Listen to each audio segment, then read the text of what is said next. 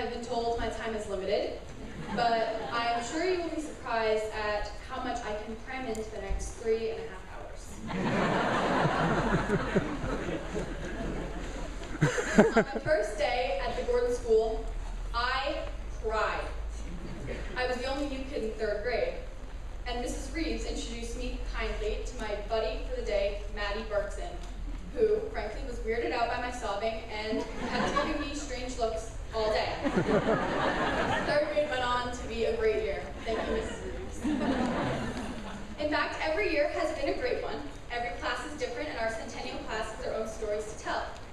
Here are just a few of mine. Let's rewind to lower school. Before the angle field was installed, there were 2 sets of bushes on the hill. One set belonged to Alice, Maddie, Ami, and me, and the other side was enemy property, owned by the boys. We were engaged in an epic war over one rock, the pizza rock.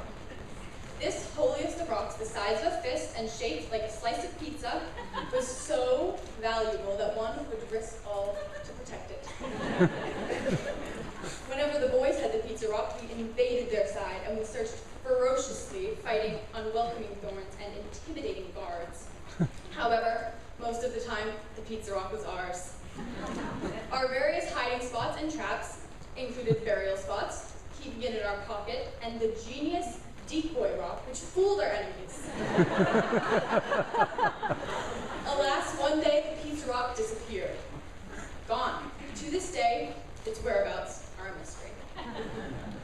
In 4th grade, we found that making mud balls was unceasingly entertaining, especially since the dirt was cool and moist from the snow melt. Using our bare paws, we scooped handfuls of mud from the ground and sculpted them into perfect spheres. We liked to hold them, roll them, and of course, throw them. When the teachers called all in, we hid the mud balls behind walls, under fences, beneath leaves, in bushes. We even dug holes to protect them from predators such as the middle school.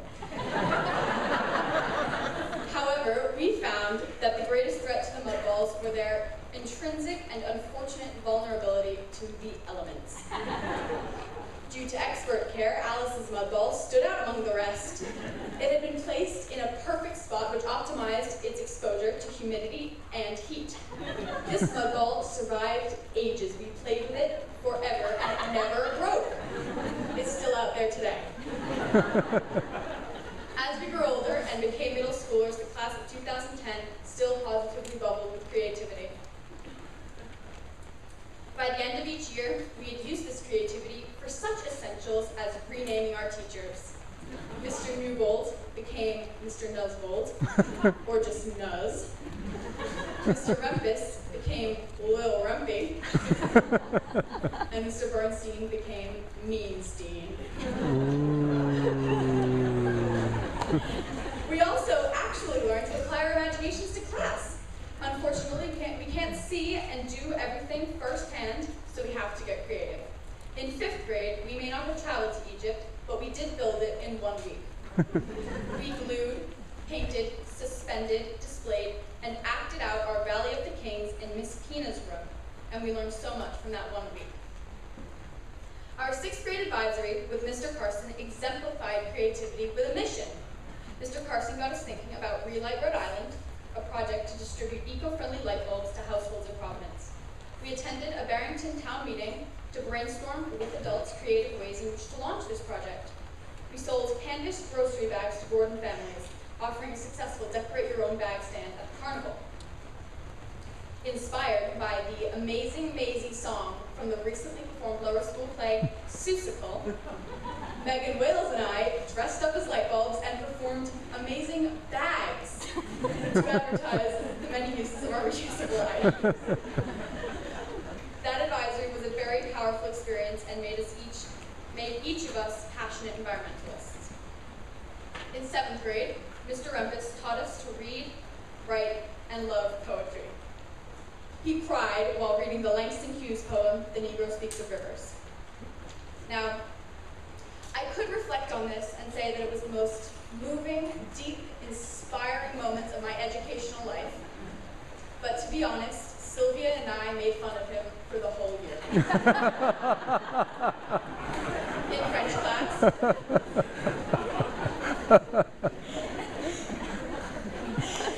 class, Mr. Curio liked to help us learn French in the creative spirit of eating. He held annual cheese tasting days, and he took us to lunch at Chez Pascal to try escargot, snails. Mr. Curio, your class is something I will never forget. Your Curio jokes, Curio field trips, Curio stories, and the game Curio Password, or PP, will never lack me. Looking back on my million memories of Gordon, the moments that stand out the most were the many times we were being creative. Gordon had uniquely creative teachers who used every possible approach to help us learn. They encouraged us to be creative kids, inspiring us to think and to learn. This creative emphasis not only helps us retain what we have learned, but it will serve us well in the future. Creativity leads to resourcefulness, and resourcefulness is just what we need to face challenges ahead. There are so many issues about which our teachers have made us care, including the need to find alternative fuels, the need to slow global warming, and the need to conserve water. Because we've been brought up to care about these things, you can count on the class of 2010 to play our part in the world. Creativity leads to problem solving. In the future, we may find solutions to prevent oil spills, to cure brain tumors, or to help people escape poverty.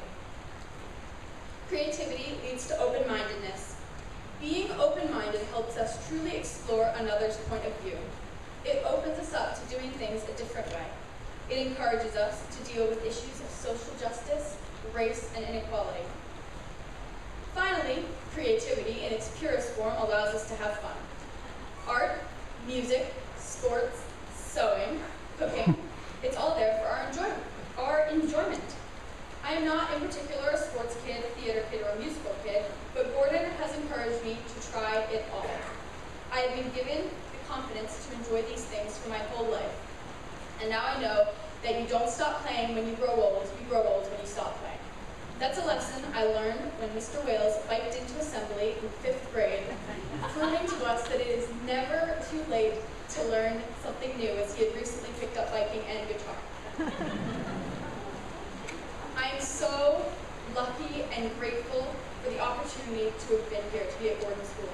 Thank you so much to my teachers, especially this year's Kravitz, Mrs. Gann, and Miss Anderson, who I've gotten to know so well. Thank you to my friends on whom I can truly count. Thank you to my family for making me laugh at just the right moments.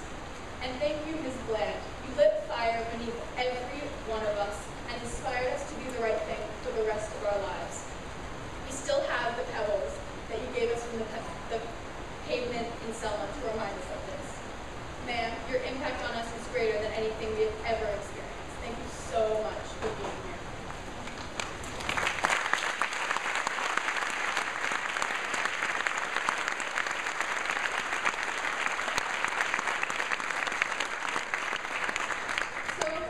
Centennial year has come to an end. It's time for the class of 2010 to move on. We have left the pizza rock and the mud balls behind, but we will take that creativity with us forever. The future is near and it holds many challenges. Fortunately, Gordon has prepared us well, and each of us can look to the future with the optimism and creativity of the great American icon, SpongeBob SquarePants, and say, I'm ready.